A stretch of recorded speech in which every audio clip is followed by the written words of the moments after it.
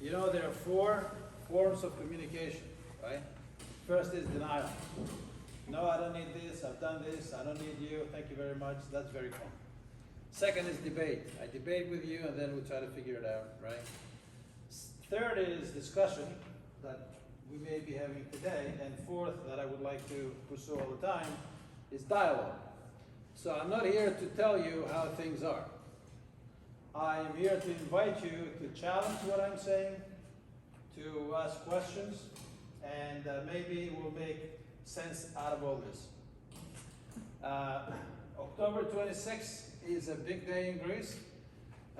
Is the day of Agios Dimitrios, Saint Demetrius.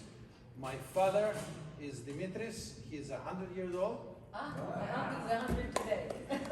No, it's not today. His birthday was August 6th. My son is Dimitri. He lives in West Virginia, but he's in Greece now with my father celebrating Agios Dimitrios. And that's October 26th. And in Greece, October 28th, we celebrate the big day of Ohi. And that's the day that the Greeks said to the Italians, you cannot invade during Second World War. And then there was the war with the Italians that we now love, and we pasta and lasagna with them every day. So, we love you. Not because you're Italian, because you're half Greek, you don't even know. No, that's true. That is very true. Okay, I'll be happy to. Do I need this? Yes. Not really. I need, not really? Do I need this? I can hear you. Okay. It's all right. It's good. Like this is better? She's in charge, so if you don't need to start, I will start. The louder the better. Okay. So, you know, some of you are, you know, from Greek parents or grandparents. Some of you are interested in the culture. Some of you are somewhere in between. So all of you are lucky because you're involved in some kind of a culture that is deep and old and proven over the ages to be interesting. I am not suggesting that this is the best. I'm not suggesting that it is unique, but I'm suggesting that it's very interesting. So what I would like to discuss with you today and have a dialogue is what this is about.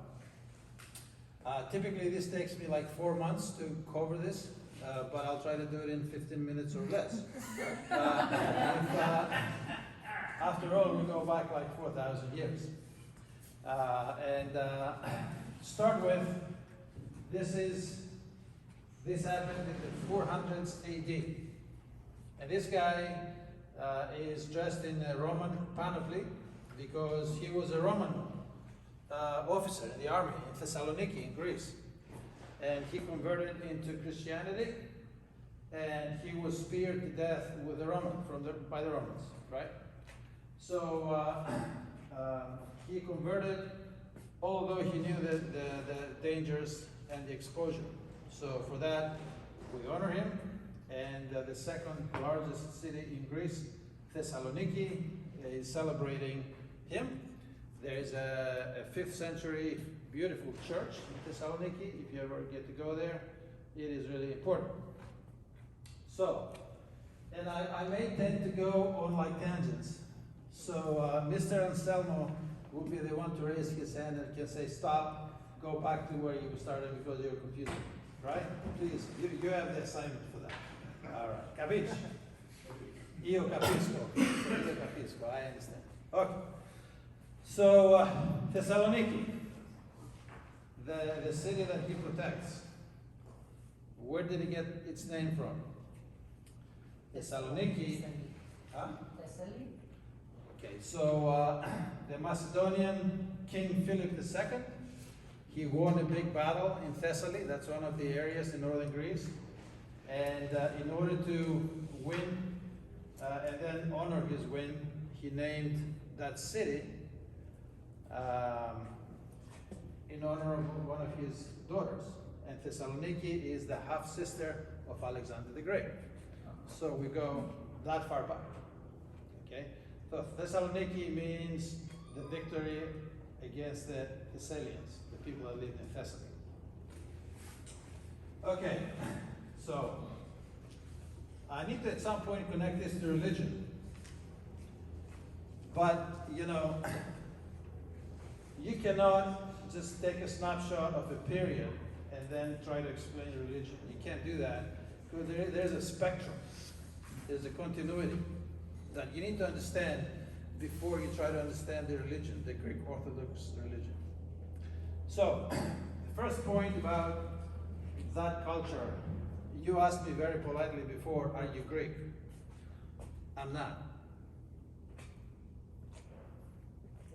I am Hellenes. Hellenes. Hellenes. So if you go to Greece, I have my Greek passport. It doesn't say Greek passport, it says Hellenic passport. Right? If you go to the Greek parliament, they say Hellenic parliament. Okay, Hellenic democracy. So why are you calling me Greek? Huh? Okay, so let's go back way, way, way back in time. Are you listening to me over there? Are you taking notes, or you just maybe playing video games? What I'm telling you is you can take with you forever. Okay. So one of the titans, Prometheus, told his son, Dephkalion, and his wife, Pyrrha, the daughter of Pandora. You know Pandora. It's not the music thing. It's the lady that was opening the. Okay. That there's a big flood coming. So they better get into a boat and save themselves. Sound the story is familiar? No. Okay. Huh? Like no. But much earlier, right? They didn't have any animals with them. They had a little boat. So after 7 days of severe flooding in Greece, they were the ones that saved themselves. The only two. And they landed close to where is today Delphi. So Mr. Anselmo, the next thing you need to go to Greece, you need to go to Delphi. It's a very nice place with a lot of stuff in it. Okay, so then Zeus, my cousin, showed up and he said, okay, now you're going to build your people. And they said, how are we going to do that? Well, take these bright stones and throw them behind you. Bright stones, white bright stones are mortal. There's a lot of it in Greece even today, right? So they took those white stones and they threw them behind them. And the ones that the man threw behind became males. And the ones that she threw behind became females. So what they were throwing back were called las, bright stones, but also laos, people. So elas is the tribe of the bright people. That's why we're called Hellenes. And you may say, okay, that's fine, but I don't believe you. Why then are you calling you Greek? Okay? So look at the map that I gave you. If you try to understand anything that's going on in the world today, or throughout history, all you have to do is look at the map. That will tell you a lot of things. You need to understand the West Bank politics. I remember you.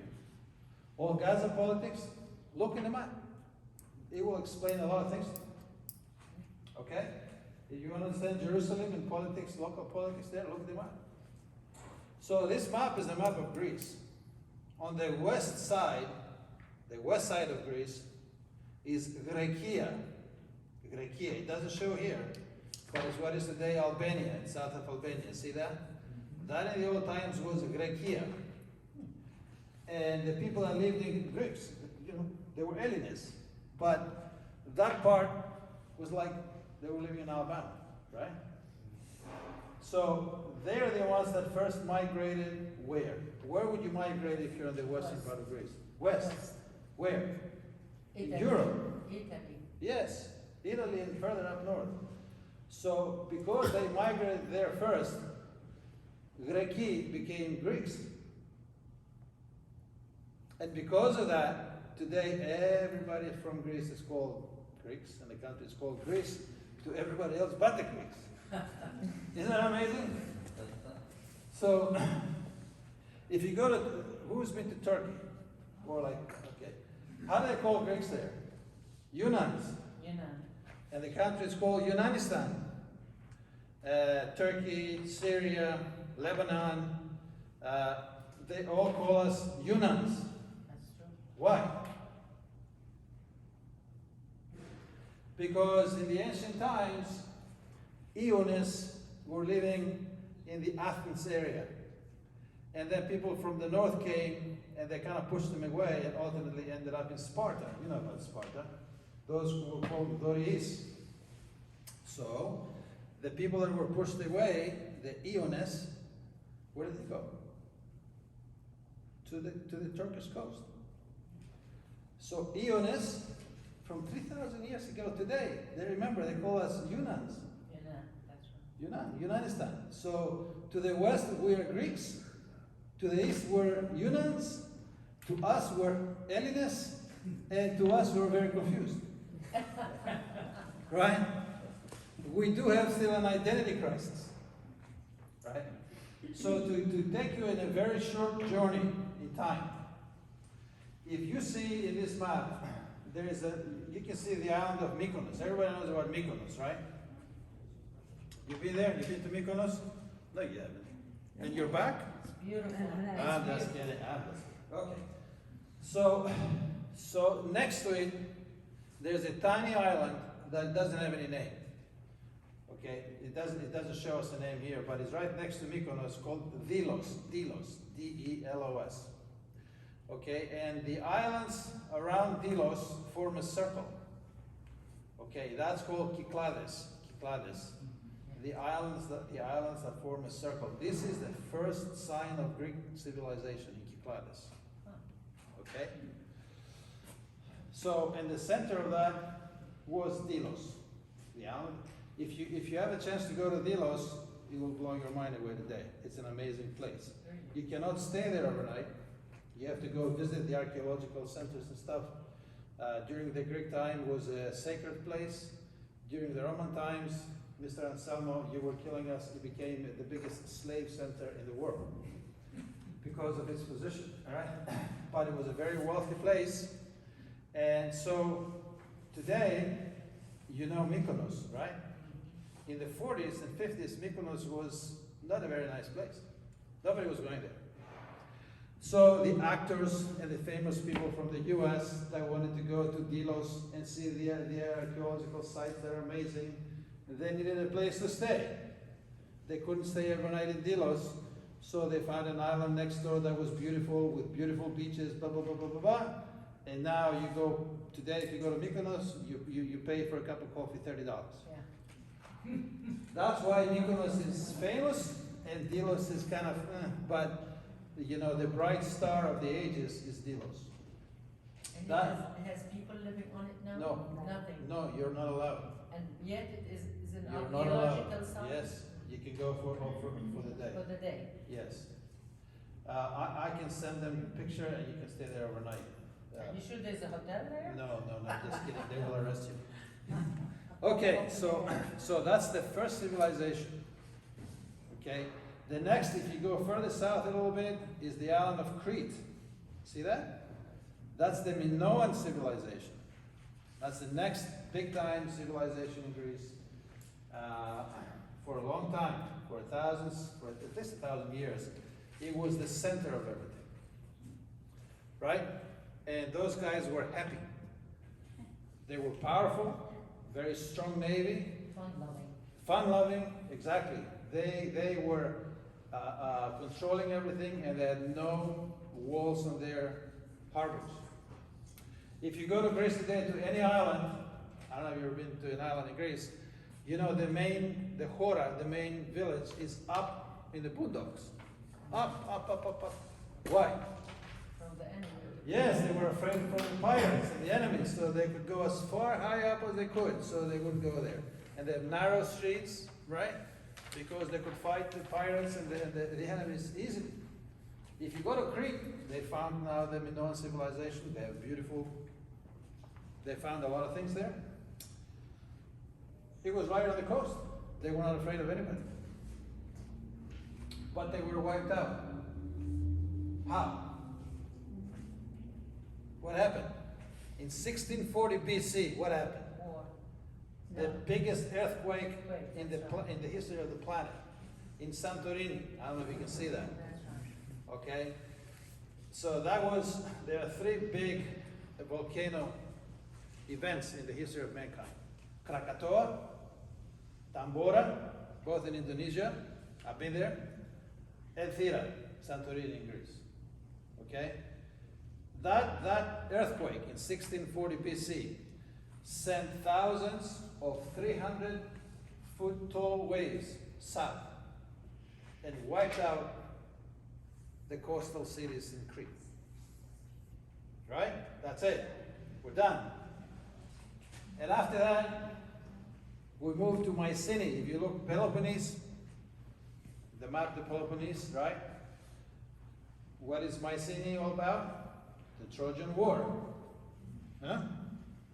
Okay, it had nothing to do with the beautiful woman, by the way. None. If you read about the Trojan War, it had to do with money and controlling the commerce. But the Greeks, part of the culture is, you cannot say to me, let's go control the money. But if you say, let's go take care of a beautiful woman because somebody insulted us by stealing her, now we got a cause. We don't care about the money, right? So that war lasted 10 years, right? And after that, and if you go to the Mycenaean castles today that were uncovered in the early 1900s, they're massive. Those guys were all about war. Huh? Yes, sir. Do any of these guys have a very developed religion? Yes, the 12 gods, big time. So Zeus, the 6 male and the 6 female goddesses, gods and goddesses, that was They were part of that. big time. Very religious. Very religious people. And I'll get to, well, I can tell you now. In Athens later on, they also, you can go see today, they had one temple called To Agnosto Theo, to the one single God that is coming up. They knew that it was only one coming up. The 12 of them were too many, yes. Okay, I have a question, and I don't know if I'm remembering this correctly. Was there some dispute about the earthquake and Thera actually taking Crete out? Was there some dispute about that historically? For some reason, I thought our guide said something, and I may just be making it up, that's why I'm asking. Oh, you can make it up, it's okay. I know, well, that's what the Greeks do. But, or is that, So- am I making that up? I keep thinking, did I hear that, or did I make that up? No, I don't think there's any Okay. dispute, but you have my email and stuff, and I'll be happy to sit down in the audience and you can present a case. No, That, no, I'm not gonna brush yeah. up on that. Knowing the Greeks, there's always a dispute about anything. So, I have a question. yes, I always heard that, 15 minutes is not gonna do it. No, I've it's okay. always heard that there was an invasion of what the Middle East called the Sea People. I think it was 1100 BC. So the eastern shores of the Mediterranean and also Egypt were all flooded with Greeks that had gone that way. They were called the invasion of the Sea People. And I wondered whether they were from Crete or something. Do you have any? Yeah, so you can please sit down and anywhere you like, and the charge is $150. No, okay. So so remember when we say BC, we're counting backwards, Yes. right? If it is 1100 BC, it's after the explosion of the volcano in Santorini. That happened in 1640 BC. Okay, so it is highly likely that a lot of the people from the islands and from the south part of Crete went south or east. They claim that original Philistines were Yeah. not actually Greeks. They were original Greeks. Yeah, yeah, That's what they claim. yeah. They're as confused as we are, so I wouldn't doubt it. So all right. No, that's a good point. So you can tell. Listen, you can tell me what are you talking about? How do you know that at 1640 that earthquake happened? How do you know? How do they know? Somebody kept records. Okay. Well, What else? There's lava on the bottom. I preservation. can't hear you. There's lava on the bottom of the ocean. Yeah. Lava where? On the bottom of it. How can you test it though? Where else can lava be? So for 20 years after the explosion of the volcano of Thera, you got something, but you're not sure what it is. It changed the climate. The sun disappeared. 20 years. So where would lava end up that will be maintained for like thousands of years? You know the answer. Huh? On the land of Greece, on the land. No, but the climate changes. Where do you put the milk to maintain its integrity for like a week or two? Ice. In the refrigerator. Yeah, so they can go to where it all spread to. Where? The continental ice area. In They can Antarctica. Go down and find it. Yeah. So what they do? Have you seen this movie The Day After? Yeah. Okay, in the beginning there is like they're digging. They have like this drill with like rings, and they drill the ice. So every space represents 50 years. That's true. So what they find, they analyze it, and the 1600 to 1640 BC area, they found the same lava that is today in Santorini. How? Yeah. And where It's was not- this? huh? What did they dig? Where exactly did they dig? In Antarctica. Antarctica. That's how far it got? Yeah. Well, Mother Nature's a lot worse. Hey, it than is. what you It thought. is. It is. Wow. We need to respect Mother Nature. Yeah. So okay. So yes, tell me, please. No, please. No, I didn't say anything. I did that for No, she's the troublemaker. No, we're going to make it look like an accident when we leave. No, I was just saying, like, look at nature, to kind of, let's look at the Galapagos Islands, it's like a conveyor belt. For sure. You know, with, you know, how the Actually- plane moved and how things adapted. I don't mean to say I've been there, but I've been to the Galapagos Islands. So they're so careful. When you step off the boat, you need to like sanitize your shoes, sanitize your legs. They want it to be as pristine as possible because Mother Nature tends to change things, and they want this environment of Darwin Yes. to maintain its integrity. Anyway, we are in Mycenae. Greece now is getting a little bit wealthy, right? And then what happens is people from the north invade, they come down, and they have new technology with them. What is their new technology? The wheel? Iron. Iron. Because until With this, the Dorian Greeks? yes, The Dorian Greeks. the Dorian Greeks. I think she's dangerous. She knows more than I do. Okay, she's going to be my partner moving forward. The Dorian Greeks brought with them iron. And up to that time, they were fighting with what kind of material? Bronze. So if you hit a bronze shield with an iron sword, the bronze shield will break. So basically, these guys took over. Okay? And they were as warlike as they come. And they ended up being the Spartans. Okay. We admire the Spartans. If you read about them, they were amazing people. They had amazing mothers. Right? And that culture is something that you can say, okay, exclamation mark, but it was not sustainable. So eventually they kind of went away. So then you have the Persians invading Greece, right? And then the Greeks like fight 3 or 4 big time battles. One of them is the 300 movie that, Thermopylae. yes, Thermopylae. So, and then after that we have the rise of Athens and the Acropolis and the Golden Age, right? If you go to Athens, if you ever have a chance to go there, you should go to all the museums and stuff, and it's like amazing. Okay, and after that, we have the Peloponnesian War that lasted for 27 years, okay? And the Peloponnesian War is a battle that ended up in early 400s, 431 to 404, okay? And basically Athens was destroyed. Sparta took over, but that lasted for a little while.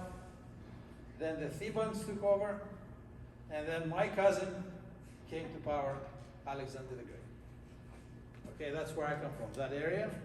If you come to my house, I have 120 books on Alexander the Great. I know everything that has to do with Macedonian culture. I was in love with Alexander when I was this Hey, time. hey, hey, hey, don't tell us those secrets now. Okay, it's Love not, him. it's, yeah, so it's what they did and how they did it. I'm not talking about the conquering the world, it's like what they learned from it. The key is what you learned, yes.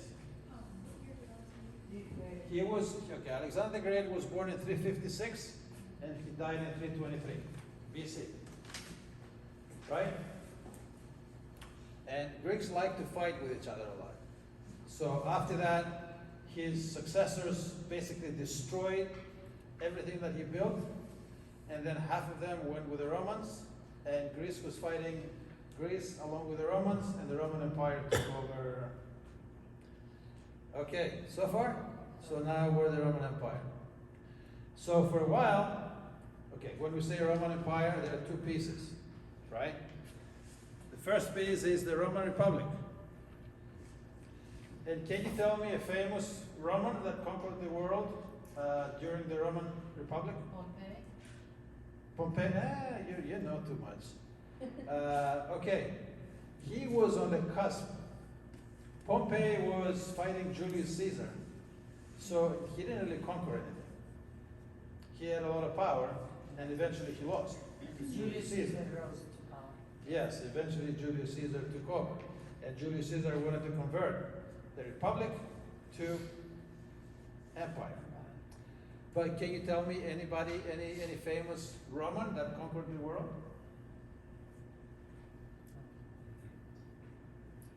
I can tell you many, but you don't know any of them, because the culture of the Republic was to win and go home, and then became an empire. And the empire was, the culture was, I am the emperor, Mr. Anselmo.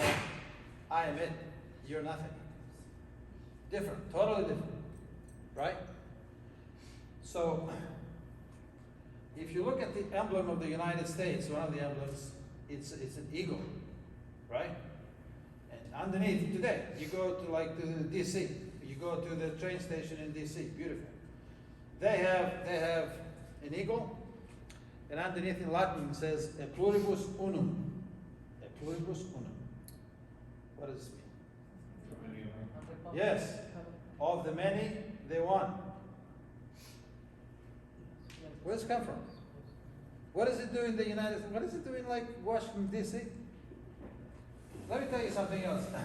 Where was the Roman Senate in the old times? Where were they gathering to make decisions? You can go see today in Rome. At the Capitolium.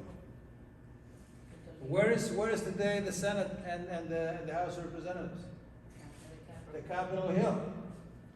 What was the body that was making decisions then? The Senate.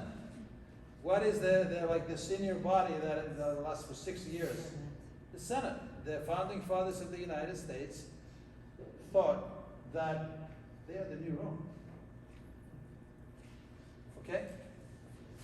So during that time, between the switch from the Roman Republic to the Roman Empire, there is peace called Pax Romana. Pax Romana. And what happened during that time? 40 years of peace, that's when Jesus came. Yes, very Yes, good. yeah. So Jesus and Christianity came about during Pax Romana. Am I done as far as? Pretty much. Okay. So, But we have to have you come back. no, but I have 5 more minutes. Yeah, okay, 5 minutes. Because part of what I was trying to do to you is explain the Greek culture a little bit and try to understand how the church and everything else fits in. So, at some point, at 330 AD, Constantine the Great founded Constantinople. And that is the beginning of the Byzantine Empire. Right? Okay. The symbol of the Byzantine Empire, you know where Constantinople is? Istanbul? Where is it today? Between East and West. It's sitting right between Europe and Asia. And that was the seat of the Byzantine Empire. And that was the symbol. I gave you. It's an eagle. And has 2 heads. and also has a sword, so those guys are not kidding around, but also has a couple of crosses. The globe. Exactly. So one of them is they wanted Christianity to spread around the world. Why? Why are we Christians today? Why aren't we Muslims? Why aren't we Buddhists? You're thinking hard, huh? I like St. Paul, I would say. One of the Okay. answers. Because for practical purposes, Constantine the Great wanted something to unite his empire. And the Greek Orthodox Church, the Orthodox Church at the time, they had bishops, archbishops, priests, parish. They were organized. And there were many different nationalities, not only Greeks. Okay, if you look in Asia Minor, there were many different nationalities. So all of them were bound together for an empire by religion. And that religion is what you're here today. Now, one more thing, and then why does the eagle have two heads? That's what I was gonna ask you. I've heard it's because Rome looked east and west. Yes, That's right. That isn't true. yes. So the emperor Constantine the Great said, I will have an empire that is looking to the east and to the west. Okay, a lot of meanings there, a lot of symbolisms. I will not get into. I'm sorry, I will not get into. Why does a priest on Sunday, if you go to church, why does he wear those clothes that he's wearing? Why isn't he wearing pajamas, slippers, a bathing suit, or whatever? Why is he wearing those elaborate clothes? The answer is some other time. But I have one more thing for you. Okay? If you haven't had a chance to do that, and I'm talking to you, you need to study a little bit of Aristotle. Aristotle was an amazing philosopher. He wrote over 1,000 books. And part of what we're trying to do is be happy, right? What does this mean? Are you happy? Depends what day. It depends on what day. Can I ask a big favor to like disseminate this around? Okay. So I'm going to leave you with this because it's one thing to bore you with like history, No, it's not boring. History is the most exciting. and I have, you know, I'm kind of touched on everything, and each one of those topics we talked about requires a lot of discussion, right? But I wanted to show you what Aristotle said about being happy. Because a lot of people are running around and trying to do things and try to find happiness in different ways. I'll show you the rest of it. At least one of them. Right? Don't give it to this table, please, because they know already. No. No, I need to No, call. okay. So, what Aristotle said, it's very difficult to be happy or content. Mr. Anselmo, are you paying attention to this or are you playing video games? I'm giving you the secret to life here. Okay. So, what he said is a journey. And he identified 7 factors that are very important to everybody. They are personal state, your health and security, right? Are you secure in where you live and what you do? Second is work. This guy wrote this like 2,500 years ago. He was brilliant. And he was the student, he was the teacher of Oh, Socrates. Alexander the Great. Oh, he was the teacher of Alexander, but Yes. who taught Aristotle? Was he a Plato. Stoic philosopher? Plato. Plato's Republic and then Socrates before. Yes. Say, I'm sorry. Was he a Stoic philosopher? No. No. No, Stoics were very like dry. Right. This guy was like, he was talking like me. Epicureans were fun. Yes, I'm almost done. So, third is personal relationship. Relationships. Your lifestyle and wealth. Self-expression, free time and travel, and personal development and education. Those are the factors that you need to get a hold of in your life. Then, you need to identify what is your current state. Huh? And then you need to define what is the ideal state, right? That is for you to decide. And being happy is taking on a journey that will take you from your current state to the ideal state. Right? That's worth probably, I don't know, $50,000 from each? Yep. Okay, at least. Fair enough. Well, So, it became the Christian ideal, right? exactly.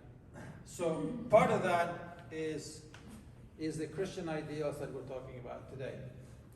And God and religion fits into all of those. So then you need to decide what do you do about them, and how is God, religion, this religion, another religion. I'm not saying one is better than the other, right? How everything fits it together in your life. That's really, really important. If you figure that out, give me a call, because I was not able to do it yet. And I've been trying for a long time. Right? Well, I give you some answer if you want. Okay, you give me the answer, I would The appreciate it. answer is he is the one who sanctifies us in the Christian tradition. I cannot sanctify me. It is God in me who gets me to the That's very idea. true.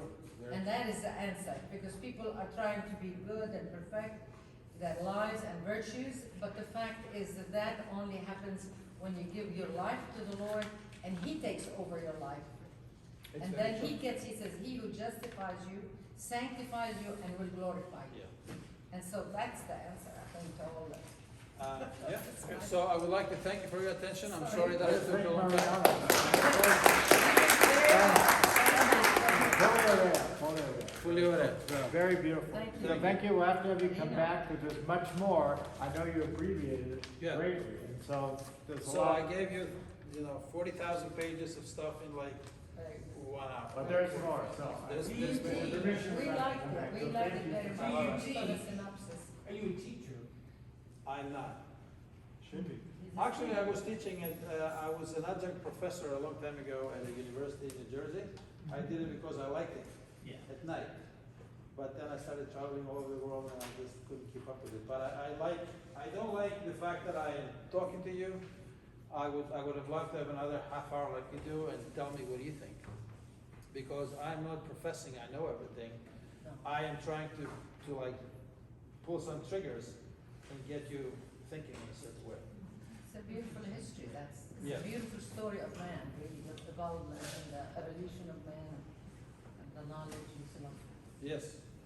Thank you. All right, Okay. thank you. Thank you very much. Wonderful. Very good. I like it. Okay, people, we're gonna go to the handout that says Internet Resources. So find that, and you can take some notes. I'm gonna give you some helpful hints to help you learn Greek. So, if you don't have the handout, get it. Anybody else missing it? Anybody? Okay. Anybody else need a handout? This will make your life much easier. The first thing I want to ask, though, before I forget, how many of you don't use the internet to study? Do not use it. You don't use the internet. Who doesn't use it? Because I have other stuff for you. Everybody's computer savvy in this group and has a computer at home and uses it. Who would prefer books? On one hand, I prefer books. I like both. Okay, well, we'll have something on books, because you can do the same thing with books. We'll get this handout. First thing, Greek lexicon. A lexicon is a dictionary. So there's a lot of Greek words, especially if you're going to read the Bible. Is there anybody here that does not have a Greek Bible? You all have one? Okay. If you don't, okay. You're supposed to, but we'll fix that. You don't need it really if you use the internet, but we're going to fix that in just a minute. But you'll look up words in the Bible and you'll say, what does that word mean? Has anybody already done that? Nobody's done that? Okay, one person? Come on, this is a Greek class. I'm asking you, did you look up a word in the Bible in Greek? If you didn't know what it was and you wanted to find out the meaning. Some of you, okay. Yeah, don't be shy. Raise your hand. So I don't know if I'm on another planet or you've gone to sleep or you're dreaming about. Is this the handout you're giving out? Yeah, that's I saw the above. What was your question? Ask the question again. What did you say? Yeah, Yeah. I was trying to take notes on this. Will this be the handout you gave out? Yes, this is the handout, Oh, so. is It is the handout, yeah. Well, we Google everything nowadays. Okay, here you go. You want to Google? You shall have your, so let's look at this. This is the unique Greek lexicon, the first one on it. Everybody see that? Yes. You're gonna have to follow along with me, so you were supposed to get the handout. This is like the fourth time I've told you that. It takes 5. All right, okay, fine. So get the handout if you want to take notes. It says Internet Greek Resources. Now what you can do here, let's look up one word like anthropos. So you gotta start with the alpha, so you're gonna click on that. Okay, and then it has alpha right in front of you in English, so that's good, okay. That in upper and lower class. And then I want to look up anthropos, so I'll have to look for alpha and me. Can you all see this? It's still on. You're still on Oh, okay, just a minute, let me fix that. There we go. Okay. I'll fix that one. There you go. Okay, so you get alpha, back to your alpha, okay? And then I gotta spell it out, so the next is alpha and D. Oh dear, okay. Got it. Okay. Now, alpha and D and theta. Fine, there we go. And the next one is rho. There we go. So then we start to go down we got this part, so all these words in the dictionary, I wanted anthropos, so I gotta go all the way down. Anthropos, is that what you're looking at? Right. I'm just doing it for you guys. Look at all these words. Stay with me. There we go. Here's anthropos. There's the word. Oh, what? Not yet.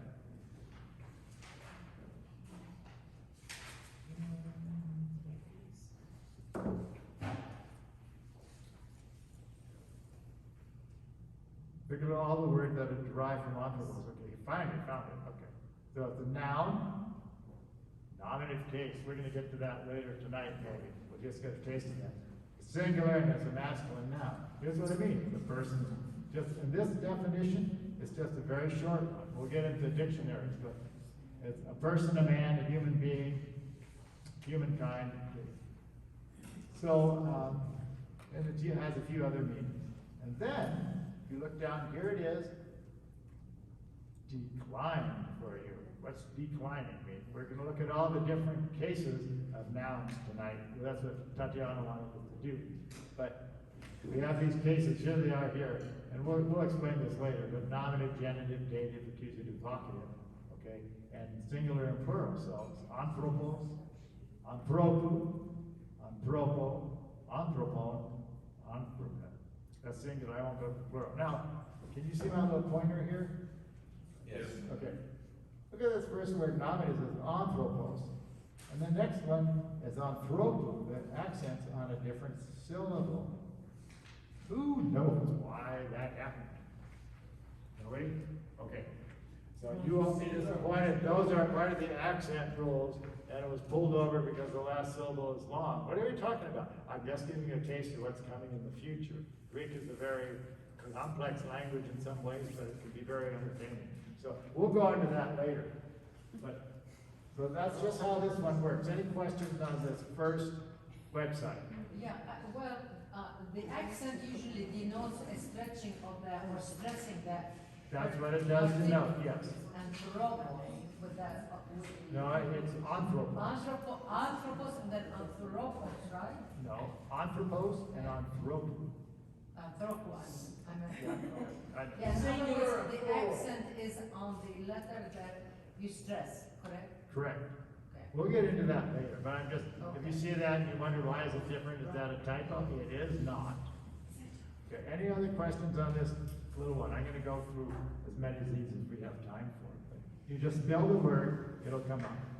You could do a verb. Let's do a verb for you. Forgive me. So this is kind of an online dictionary, and all you have to do is spell the word and Greek. And you don't have to have the Greek. How many of you know how to put a Greek keyboard on your computer? Okay. You go to, probably the same in Apple, but in Windows it's settings, and you can look up language and computer. And you look up Greek, and you should have some selections, but you want Greek polytonic if you're going to do ancient Greek. That lets you do the accents, and then there's a whole, I mean, it can get much more involved, but if you want to type it in Greek, you can do that. You have to switch back and forth. Sometimes I forget, and I get this nonsense and hate notes from Google when I'm trying to search for something that's in the wrong language. So that's how this one works. But I'll do you a verb. So let's look up Lego. Lambda. Okay, there we go. And lambda epsilon. Lambda epsilon gamma. And here we go. And we're going to go all the way down to omega. You can see all these words that are derived from Lego. You can just, if you have free time, you could look at them. Sometimes I would do that. Here we go. Verb. And it's always given the present tense, active voice, indicative mood. Forget the subjunctive thing here. First person singular has three distinct meanings. Oh, and here's all the meanings. And there's meaning number 2, meaning number 3, all the cognates. And then they also, verbs are declined. So they'll decline it for you. They're conjugated, excuse me. Lego. I get them backwards. So present is Lego, and we had Lexo last week, the future, okay? Yes. And then there's a tense called aorist, or aorist, imperfect, and so on. They do all this for you. And then if you have one to find out all the ways the verb is used, there you go. And this is the way it's used in the, I think, New Testament, because there's more forms than this that we don't always have a record for. So a lot of tools in this very simple thing that's a lexicon. So that's that. Yeah, I'm not ready for Wiktionary yet. I've got to get my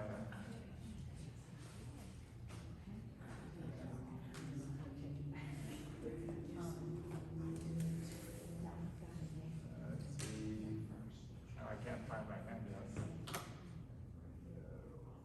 Let's see. Here we go. I just got this. Now the Greek Bible. That's the next one.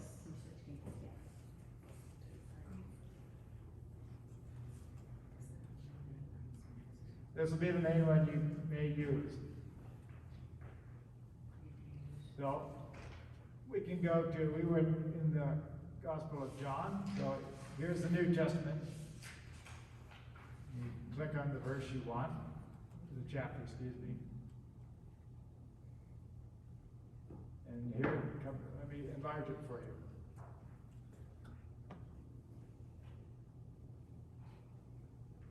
Can you all see that? I'm going to get rid of this microphone. So, every word is parsed.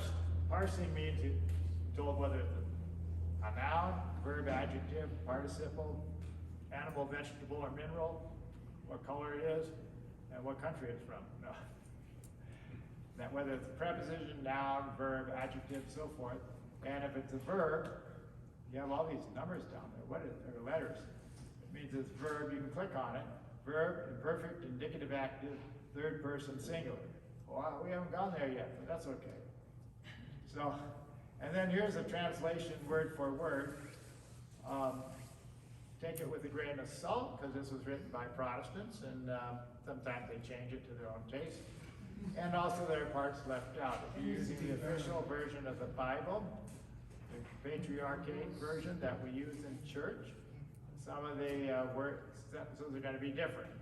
So, and if you have a Bible that you got from the Protestants with Greek in it, or from the Latins, or not out of the Patriarchate, it may be different too, but we'll talk about that. And then on top, pay no attention to this. This is how an academic would pronounce it. So instead of O, they'd go ho, because Tatiana talked to you about that. That's the academic pronunciation. But if you try that in Greece, they'll probably What will they do? Handcuff you, lock you up, send you back where you came from? But at the top, there's something called Strong's numbers. And some other people numbered. So what Dr. Strong did in the 1800s, he had a lot of free time. So he numbered every word in the Greek Bible, New Testament, and there's Old Testament too. So, and each number, if you click on that, that gives you logos. Here's the original word, logos. And then this is noun, so I have genitive case, we'll get to that. Logu. And then this little O means it's masculine. What tells you that here? They have a transliteration, so pay no attention to that or the phonetic spelling. And here's a brief definition of word. What I like is you come down here, where did it come from? I like to look at the etymology. So logos came from lego, the verb. And lego originally meant lay down to sleep, according to them. Now sometimes, this is written in the 1800s originally, and the linguists try to follow these words back in history and language and figure out where they came from. So some of this has been changed, and there's sometimes a dispute of where these words came from. Did he use the received text or the patriarchal text? Received. So the Erasmian text is what this site uses. And that's what Dr. Strong did. But all the words should be pretty much there. So we're only talking about, part of a percent difference, really. So there's that. You can go down, we're not done yet. It tells you where it came from. And then the translations. New American Standard Bible. Okay, that's what they stuck in there for divinity students and Protestant seminaries. So these translations are going to be what Protestant professors translated that and they put it in their Bible. So they don't give you the ancient Greek translation. You get that somewhere else. And they don't give you the Orthodox meaning of the word. You get that somewhere else. Here's one of the places. Thayer's Greek Lexicon, they'll either have Little and Scott or Thayer's down here for most of these words. So you can look up logos, what they say. It comes from Homer down, so it's an old word. And it tells you what it means. And then it keeps going down what it means and where it's used in the Bible and what it means. And so forth and so on. And I remember I showed you the big little. Remember that? Verse 9 was a big dictionary and has even more meanings, but this will get you started. And then on this side, the right side, it's where it's used in the Bible, in the New Testament. So here's Matthew 5:32, Matthew 5:37, and how it's used: noun, accusative, masculine, plural, nominative, masculine, singular, and so forth. All the way down to, it doesn't have every use, so I guess they got tired, they just used Matthew here. But a lot of different uses so you can see how it's used. So that is that resource. I use it all the time. It's a very helpful way of parsing words in the Bible. And it's pretty darn correct. So if you want to know what tense, whether this is a verb or a noun or what tense or what it's modifying, you can usually figure that out using this resource. Any questions on that? Well, I just have a statement, I guess. It's very difficult to pick out one word and try to diagram it, so to speak. I mean, you have to put it in the context. You're absolutely right. You're absolutely in the right. context, so clicking on words to me is a waste of time, because you have to put it in the whole sentence, and also that's different than me conversing with you Right. using that word. You're That's a absolutely whole right, different but if you story. don't know what the word means, it's a start. And that's what this whole course is about. You're going to be able to, in time, put the context together, and you'll have to, remember I told you need 3 things to translate the Bible into English. You need to know what the word means from Greek into English, the best possible translation. And you have to know what it meant in the first century to the people who were reading it or hearing it, what those words were written down. And this resource will not give you that unless you go back to an ancient Greek dictionary. And then finally, you have to know what the church teaches about it.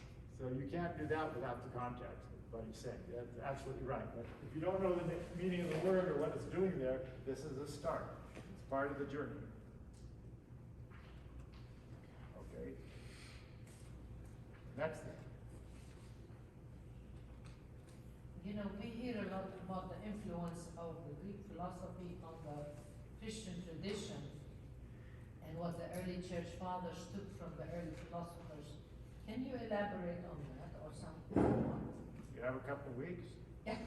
I know it's a vast subject. Now, I'm just going to give you a couple sentences. The church teaches that the Greek philosophers and Alexander the Great and Greek culture paved the way for Christianity. Without them and the Pax Romana, we couldn't have had Christianity.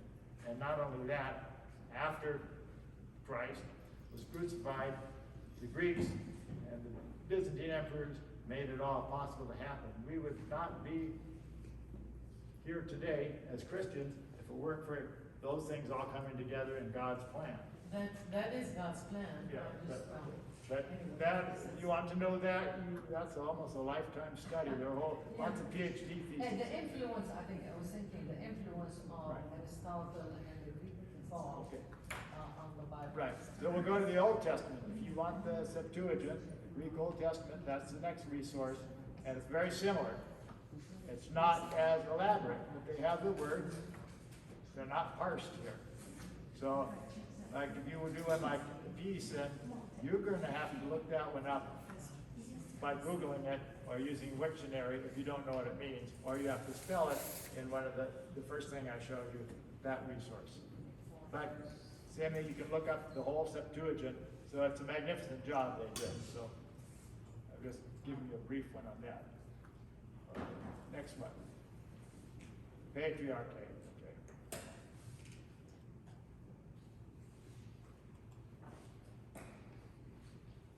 You want the Greek text as we use in the church. Then that comes from the Greek Orthodox Archdiocese. You can pick a book. I'll pick John again for you. And we'll go to John chapter 1, and here it is. Let me see if I can get it bigger. So if you were reading it from the pulpit, you would read this. Well, where are the verses? Well, it didn't really originally have verses. Okay, you want the numbers? Use this version. Okay. So you just click on that where it says PDF with verses. And then kata Ioannin, according to John Kephalios, chapter 1, stichi, the verses 1 to 52, and there you go. It's just in Greek, there's no translation. You can read it in Greek and copy it, paste it, or just read it. There are resources where it's read aloud on the internet in modern Greek. Be sure you get modern Greek if you're going to do that, because there's some academics on there using Erasmian Greek, and they'll just twist your head. So. Any questions on that? Is that modern? No, this is Kini Greek. This is as it was written, best you can tell. When you talk about Erasmian, you're talking about Erasmus, Yes. the prophet, philosopher Erasmus? Yes. Okay. He didn't speak Greek. No, what did he do where this is concerned in? He had Bibles in Greek, put them together and printed it in Western Europe. And then people didn't know how to pronounce it. There are no Greeks around, and so he made up a pronunciation based on Latin, basically. And some knowledge of ancient Greek, perhaps, but I'm not sure where he got it. And so they would use this pronunciation, which scholars debate whether it was closer to ancient Greek or not. But certainly by Byzantine times, people were speaking something very close to modern Greek in the Kini world. The Patriarchy version is like 1902, is that right? Something like Well, that? that's when the book was published. They worked on it earlier, and what they did with the Patriarchy, there is no one source of the Bible, so you don't get that out of your head. We have different manuscripts, and they took the 4 or 5 ones they had, the majority text, put them together with the scholars and figure out which way are we going to have it, so we're all speaking from the same text. That's when I grew up, well, you know, if the Bible, if the King James Version was good enough for Jesus, it's good enough for me, so, yeah, we've always had different versions, and so the received text is what Erasmus used. He had one text, and they used it. The majority text is a compilation of the majority of the text they had. That doesn't make it any more accurate, that's just the most ones they had, but there might be, the most accurate one may be only in one form or totally lost. And maybe they'll discover it 2 years from now in Egypt somewhere, but. What is your opinion of the Codex Sinaiticus? It's old. What else do you want to, and it's one of the versions. And that's one of the versions they used for making the majority text, basically. But you know, any version that's copied by hand can have manuscript errors, and people might not have, and there are also literary errors they make because maybe something made more sense to the scribe, and also parts may be missing, parts have been added. So that's a whole different, I would try to get it out of here. We're lucky to have any of it. And so, and this is the best we have. So if you want to know what's in church, use this version. Okay, let's go to the next one. Oh, the Sphinx Rhyme Trail. Okay, this is a nice little tool. It has the paradigms. The paradigms are the examples.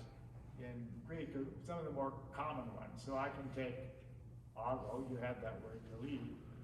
Click on it. And can you all see this? Maybe make it bigger. There you go. Here's the present. You have this. Ago, ayis, ayi, agomen, ayate, agosi. Remember that from last week? Anybody? Your brains are erased? Okay, but people say, well, I'm coming, but I've missed 2 classes and I've fallen behind. No, you haven't, because from class to class we forget everything we've learned and we start over the next week. So, That's why you in school. that's the present, but I wanted subjunctive. Okay, ago, agi, ayi, agon, but spelled differently. I went, optative is very rare, only a few cases in the New Testament. Infinitive, ayi. The participles, we'll get that. Then there's this tense called aorist. So I'll tell you this right now. What does tense mean in English language? I say we have different tenses. What are we talking about? Time. Time. That's right. Time. Past, present, future.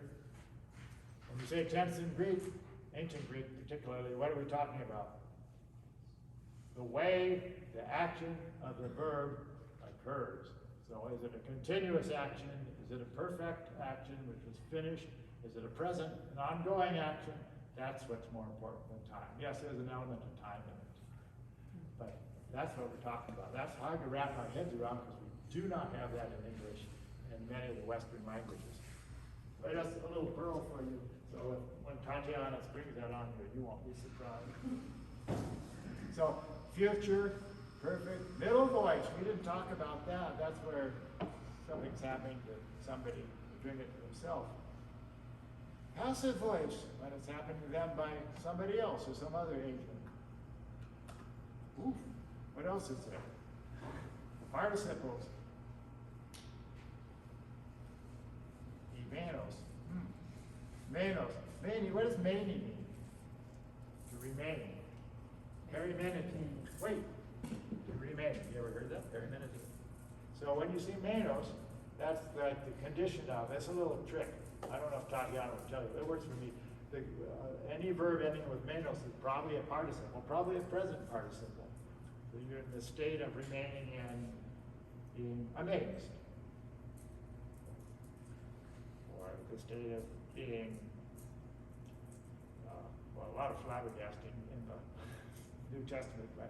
Jesus' miracles. So this being sick, all those things, stuff like that. So you see manos, you go, oh, that's going to be a participle. This little trick you can use to help you out. Any questions on this one? So these are only a few of the verbs in the New Testament. But a nice tool if you want to look at all the ways the verb is used.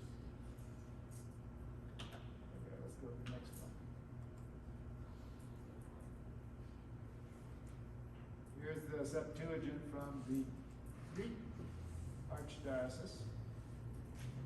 It's hard to find on the, use this link because it's hard to find on the Greek Archdiocese webpage.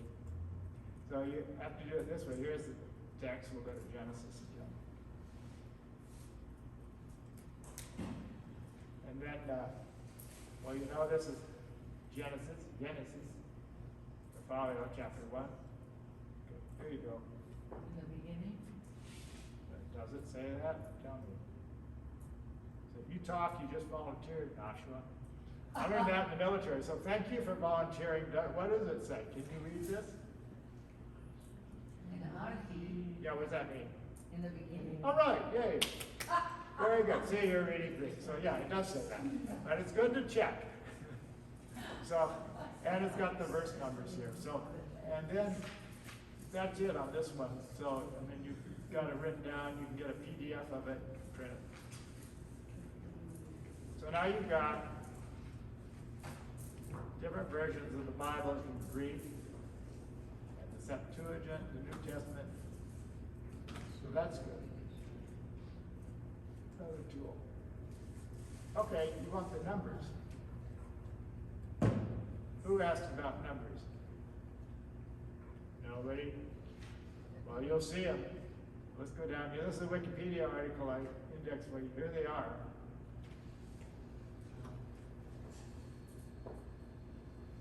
So you have the ancient number, the Byzantine number, modern number, and they have a little mark like an apostrophe after it.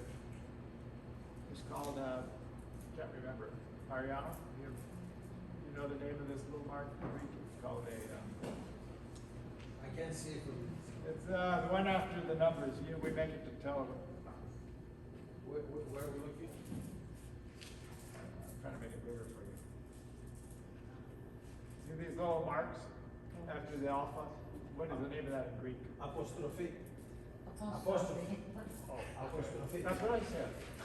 Thank you. Apostrophe. Okay, apostrophe. So that when you see that after a letter, it usually means a number. And then there were, it can get confusing when you see them, but at least you know if somebody has that written down like the chapters of the Bible. Preston? Yes, like alpha with the little apostrophe after it. How do you read that? Do you read it as alpha, or do you read it as one, or like the chapters? Well, you would read it as the Greek number. So Anna, Theo, Tria, stuff like that. One? Or Yeah, one in Greek. You wouldn't say the letter. You would read it as the number. But that's how they wrote. We didn't have Arabic numerals yet, so that's how it's written. And it's still in the church. If you look at the Bible, which I gave you, it's still written this way. So you go, what verse are we in? Some of the Bibles you get, usually they have Arabic numerals, but you buy a book, and it's a Greek Bible, some of them will have these numbers in. So that's a resource you can use.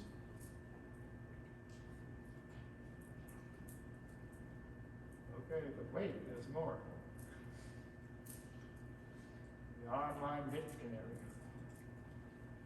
If you want to know what a word means in Key Greek or Ancient Greek, what it really means, and you're having confusion about a particular verse, you want to go back to what it actually means, you've got to use a dictionary, not a brief lexicon, because you're not going to get one word in English which explains a Greek word. You might get 12 paragraphs to explain the whole concept. So this is one dictionary. This doesn't always work. And I need to, I haven't got Greek here, so I can type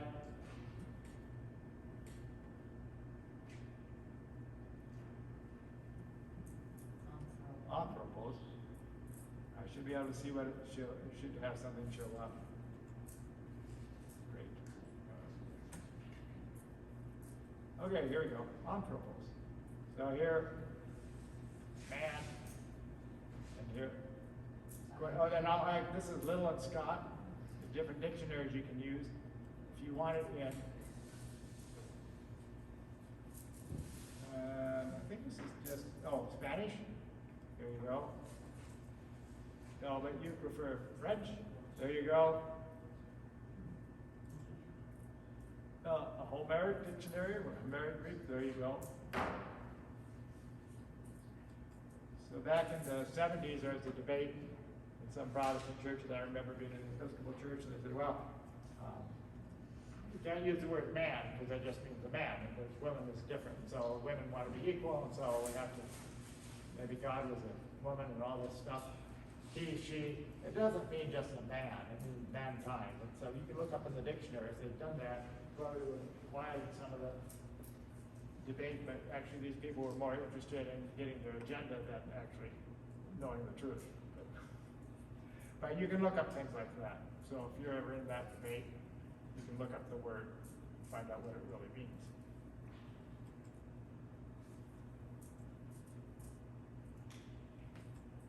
Are you all able to follow what I'm saying? Make sense? Anthropos refers to a human being, whether man or woman, or Yes, is it strictly? correct. That's correct. Okay, one of my favorite Wiktionary. So now, sometimes if you just Google a word, if you have on screen Greek, copy it, paste it into Google, you'll get a Wiktionary definition of it somewhere, usually. Make sure it's ancient Greek though. So I can type Lego. Ancient Greek, that's the one I want. Sometimes it's modern Greek, you just say Greek. That may lead you astray, because some of the meanings have changed in modern Greek from ancient Greek. But you can read the etymology, where does it come from? Proto-Indo-European, leg. So here's some cognates. Put in order, here's four meanings. Ow.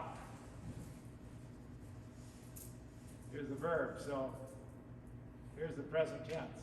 Just click on this bar here. There you go. You all see that? Okay. Present, active, indicative, subjunctive, obtative, imperative. These are moods. We'll get into that later. Middle passive. Oh, I like that. Don't have passive. They only have what people put in. So if it's blue, people have written something about it. Okay, if you were to Google that, Lexicon, second, third person, dual. There's actually, we have singular, plural, and dual in ancient Greek, but not in Kini. So we're not going to go there today. But dual is like those two guys, those two ladies, or those two people, or you two, that type of thing. They have a separate verb form. Excuse me? Did you say that you don't do In Kini, no dual. You don't have to learn it right now. It's kind of fun, though. Okay, so it has all that and imperfect. Click on the bar, you get all the forms of imperfect that people have put in. So the red ones are where no one's put an entry, and they're probably not in the New Testament. But those are the forms that we have. And so we have future, and you won't find everything. So people usually put in the stuff that's in the New Testament. Here's a perfect legum.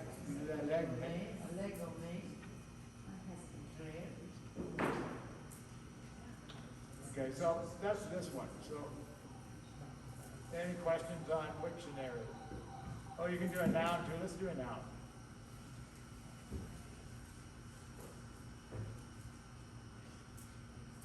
Let's do equals.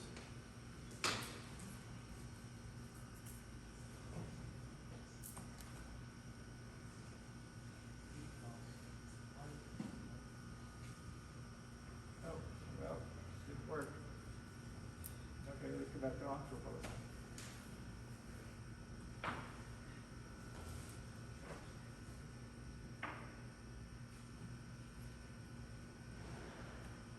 Okay.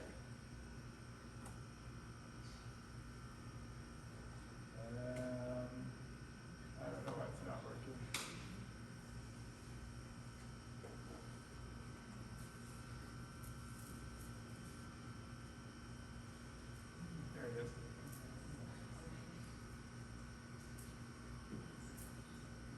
Okay, ecos. Oh, here's one. They want us to say another ecos with a different accent. And how do you say this word? We had this before. Can you all see that? V gamma.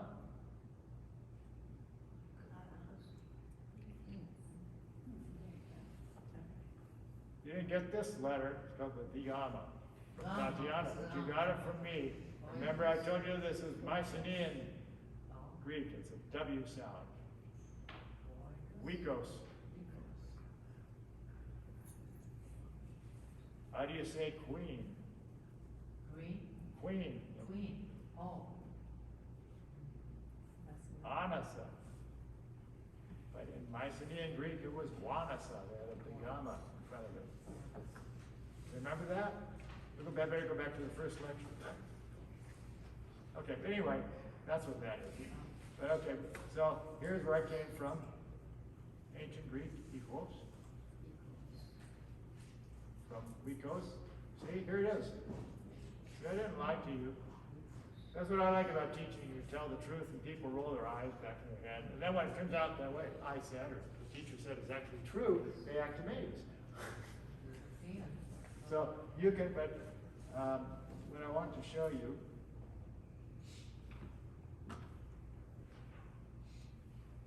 second declension, I think you could show this. Okay, here it is. So nominative, genitive, dative, accusative, vocative. We'll have this probably next week.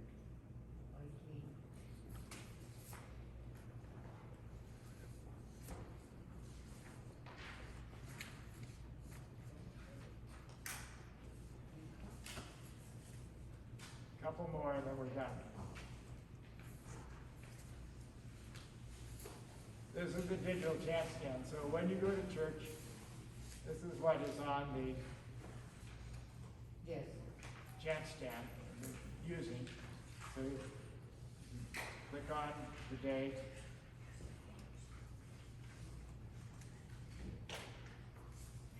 And it'll bring up the services. So when you're looking for the liturgical, why is it not working? Oh, here it is. Okay, here it is. So midnight, Matins, Orthros, and liturgy. And if you want the Greek, you can get English or Greek, but it comes in. Why do we use that? Why? That particular, It's easy, that's why. wasn't an answer.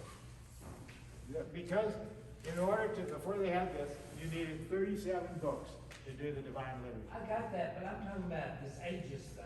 I don't understand why we veer from what our church teaches when we have to use this version where it is annotated. Oh, you can use any version you want. You'll have to ask the Patriarch about that, because, or the Archbishop. That's not I don't know, I'm an just answer. saying it's out here. That's not an answer either. Well, Well, thank you very much. But you have to ask, I can't answer it. Yeah, you can. You choose not to. It's because, well, the real reason is people didn't have the 37 books and put it together, and it takes a lot of time to put a service together.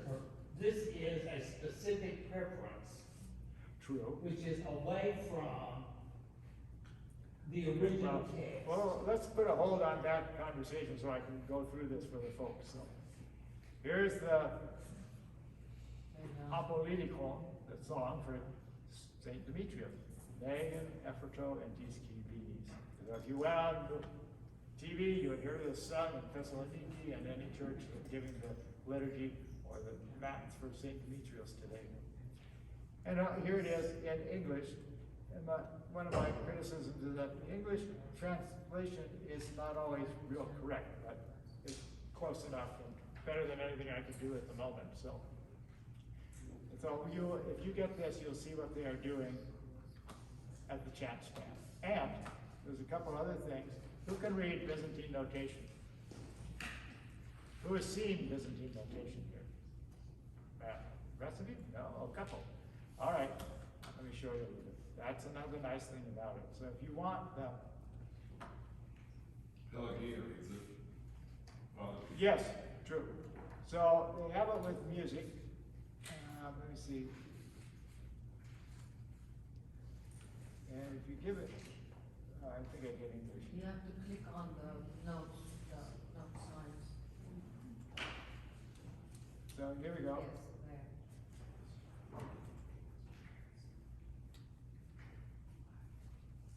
there. There we go. Okay. Byzantine. Equals. So, why do we write it this way? We write it this way because if you're going to chant it, you need to have Byzantine notation. Western notation does not work very well. You could do it, but Western notations were written for musical instruments. And you can't do quarter tones and all the variations, call it like Byzantine jazz. A trained chanter takes years and years. I used to chant with Stelios Vatsalakis from Kanya, a good friend of mine. He spent 7 years learning to chant, chanted in Crete with Byzantine notation. Beautiful operatic voice. I just did the Eson and did the English part copying what he did because I couldn't read this. I mean, I could try, but it takes a lot of study. But it's a much more capable way of doing notation if you're going to do oral chant. If you have an orchestra where everybody's got to be on the same note, then you can use Western notation because every musical instrument can't do what they want. But with a chanter and somebody doing the Eson, they can follow along and adjust accordingly.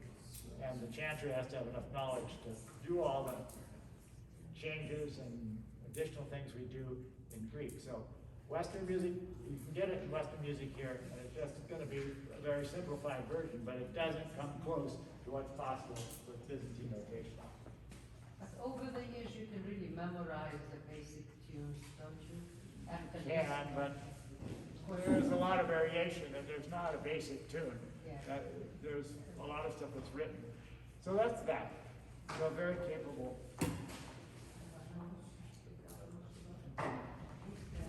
Two more for you. We don't even come close in this country. Not even close. Let's go to, But it's also the last two. different tones. All right, people, it's 8 o'clock and we need to get going, so you can talk afterwards. I'll start to get out my whip here. The Chicago Homer, it's just a fun thing. So you want to read what Homer wrote? You can go to that at the free site. Click on the Iliad, for example, book 1, line 1, retrieve it. Enlarge it.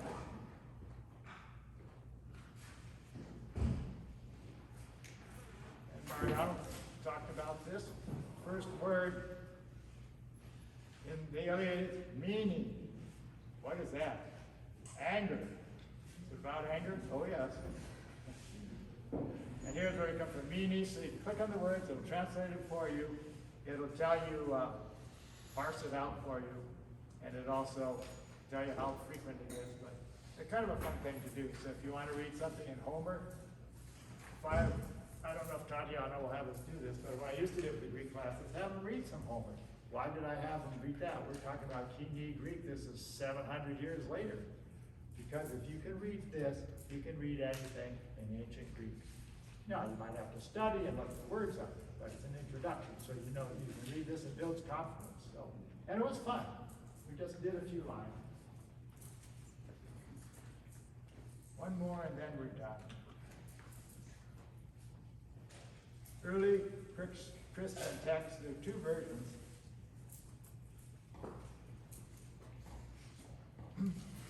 This one, so you can go to Greek and Latin texts. These are the church fathers. And here. So there's some of these on this site. But the real way to do it is to subscribe if you're so interested. I think it's $30 a year. If you do that, log in, and now you can go to somebody like John Chrysostom, text, and here they don't have everything, but they have the homilies on nativity are great. You've all heard the Easter sermon because we do that at Pascha every year. And here it is, in Greek and English. Philotheos, that word, what does that mean? It means lover of God, loving God. So you can click on it, it tells you what it means, and it's parsed for you. So, another nice resource. Any questions on that? So, okay, I'm done. We didn't get to Tatiana's handout. She's not here, but you'll have a shot next week. Hopefully she'll be fully recovered. Thank you very We're going much. to that, but you got a lot of culture, courtesy. You want to say anything finally? You're gonna have the last word. I'm giving it to you. Thank you. No, that's good. Thank you very So, much. but thank you. So, there's food there. Please take it home in the